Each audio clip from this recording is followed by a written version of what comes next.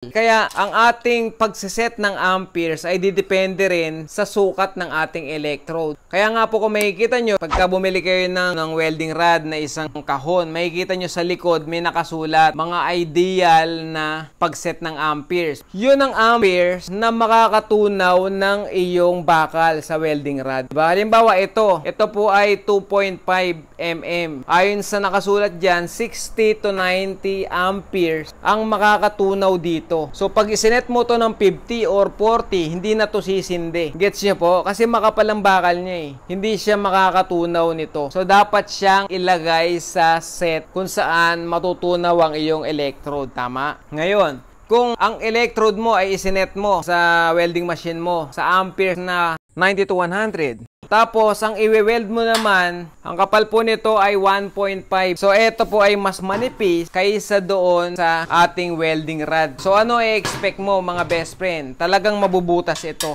Bakit? Kasi ang kapal nitong ating tubo ay 1.5 tapos ang kapal naman nitong electrode ay 2.5. Isinet natin ang ating welding machine sa 2.5. Ang kaya nito nawin ay 2.5 na welding rod, tama? 1.5 lang yung i-weld mo. Anong mangyayari? Mabubutas talaga.